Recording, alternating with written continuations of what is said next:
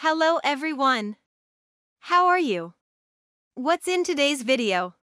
The improbable true story of Judge Judy and the reporter who made her a star. I hope you will watch the video at the end. For a courtroom TV show that has dominated daytime since 1998, the case decided April 15th on Judge Judy was hardly memorable. A building contractor who repaired a ceiling was suing the homeowner for an unpaid $500 bill. Judge Judith Sheindlin, who instantly smelled a rat, probed the defendant's rambling excuses and delivered a swift verdict. "Pay your bills," she told the stunned homeowner.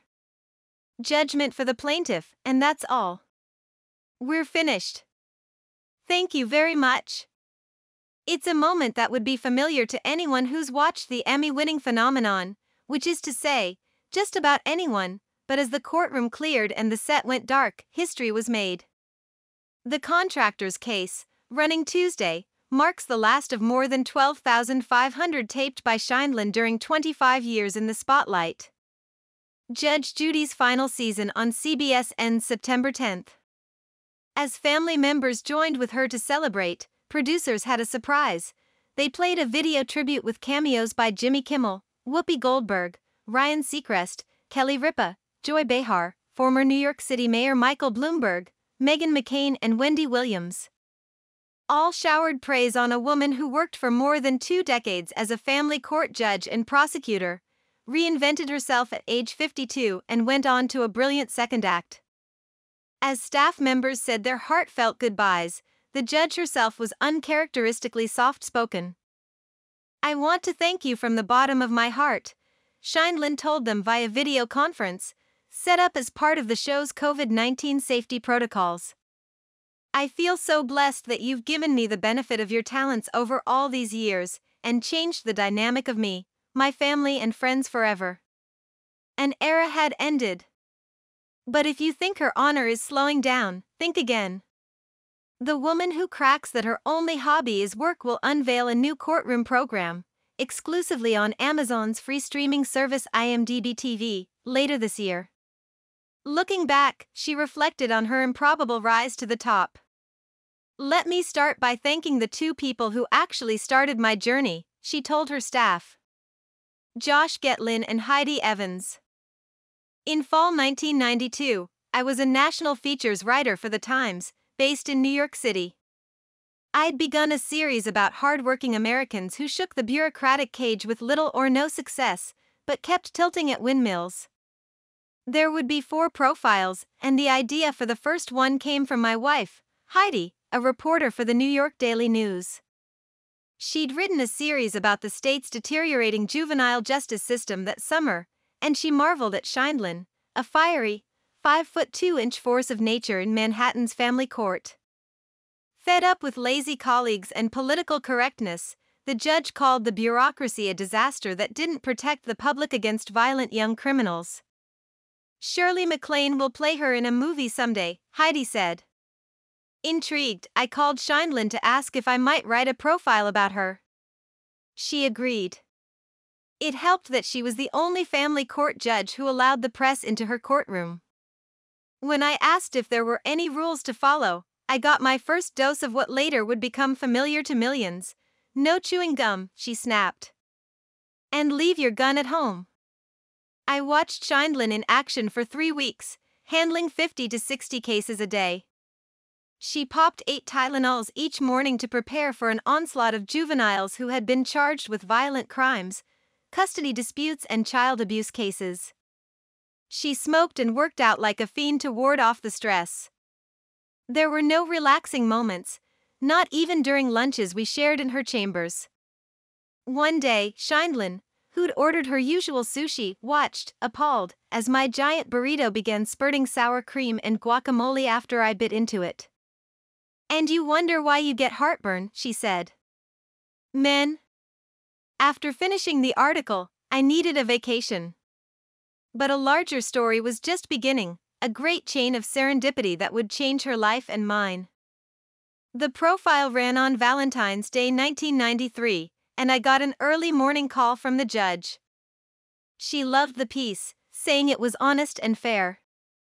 I learned later that she'd found a Manhattan newsstand that sold the Sunday Los Angeles Times and snapped up all the copies. In those days, this kind of expense ate into the budget, she jokes during a recent interview from her home in Naples, Fla. But it was worth it. You're talking about someone who was, other than in my own little world, anonymous. Sometimes I felt in family court that, although I was respected, my views were as welcome as a skunk at a lawn party. So I enjoyed the moment. Several hours later, I got another call from a 60 Minutes associate producer. She'd read the profile and told me that Sheindlin was a natural candidate for a segment.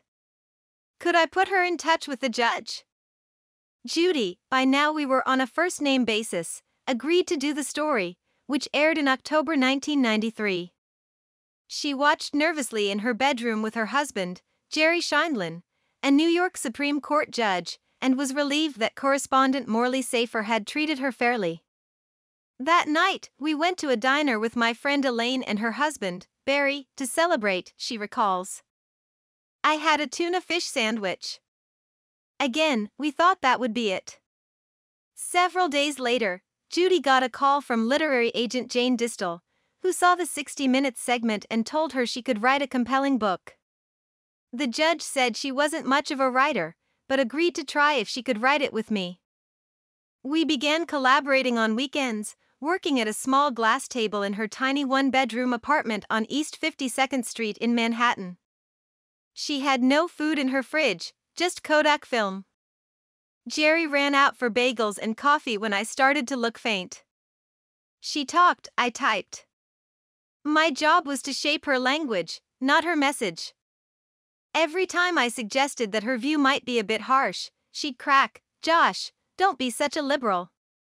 I thought the furious pace would ease when she announced one Sunday that she and Jerry were taking a Caribbean vacation. No such luck. While I had lunch at my desk the next day, the phone rang. It was Judy. I got an idea for a new chapter walking on the beach, she said. Take this down. HarperCollins bought the book, but we needed a snappy title. Heidi said it could be a zinger the judge used in court, and Judy blurted out, "Don't pee on my leg and tell me it's raining."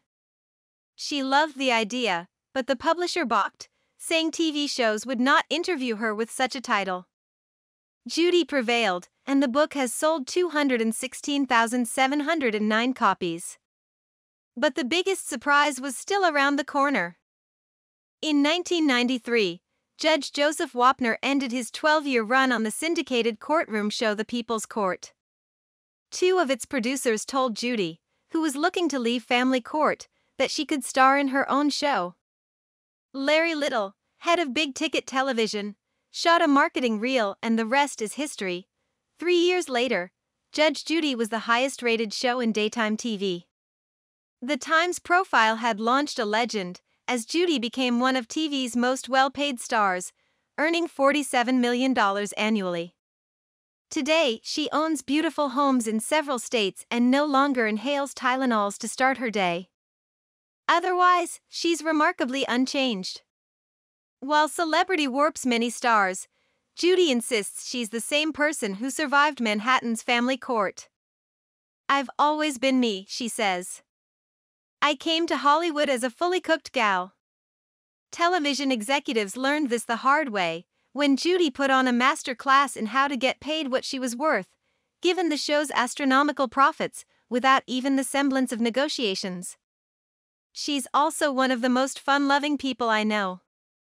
Judy threw a bash for family and friends one night in 2015 aboard the World cruise ship, docked in Manhattan. The highlight came when she sat at a piano, vodka and diet cranberry cocktail in hand, to belt out a duet with Neil Sedaka on Breaking Up Is Hard to Do. As a journalist, I've interviewed thousands of people, but only a handful have turned into sustained friendships like the one my wife and I have with Judy. Over 29 years, she's become more family than friend. When our daughter, Alex, turned 1, Judy and Jerry came to her birthday party in judicial robes. With great ceremony, they swore her in as a citizen of New York City. When Heidi expressed a vague yearning to have a second child, Judy ruled her out of order, saying that one kid was a full-time job and that she already had a second full-time job at the Daily News. Take a deep breath and count to 10, she advised. The feeling will pass. Get a dog. Over the years, we gathered at her home in Greenwich, Con, for Thanksgiving. One night, Judy took Alex, then 8, by the hand to meet Michael Feinstein, a Grammy-nominated performer and music historian, who was a friend. This is Alex, she said with a wink, as the two shook hands. She also sings and plays the piano. Judy had set up a karaoke machine for guests and grandkids who wanted to perform, and Alex began singing Broadway tunes in the judge's living room, every year for 9 years. Feinstein became Alex's mentor, and at 17, she performed a solo cabaret show at his Park Avenue club. The judge was there that night, cheering her on. The world is big, but the circle is small, Judy says of our history. Every once in a while you meet someone who falls into your life and changes your life. As Judge Judy ends, pundits will speculate on Sheindlin's legacy. The show is comfort food for those who love it when the bad guys get their comeuppances. Her focus on personal responsibility also resonates. At the same time, the national conversation around criminal justice, especially juvenile justice, has changed since her battles as a hardliner in family court. The country is reflecting on historic and current inequities with a goal of meaningful change, she says. But to me, there are constants. Take care of the children that you bring into this world. Don't steal other people's property. Respect the community where you live.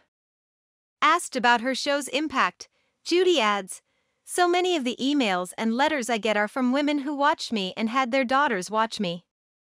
They told me the show helped them take the next step, whether it was getting a divorce, leaving an abusive person, asking for a raise and never, ever becoming somebody's prisoner. Judy knows from next steps. She has no plans to retire, no desire to dial it down. At age 78, she's moving full speed ahead on a new show. And that, for me, is her true legacy, that there are second, third and maybe even fourth acts in American life. As she said at her last taping, that's all. We're finished. Thank you very much. Thanks for watching. More video update, please subscribe Bowl TV Fun.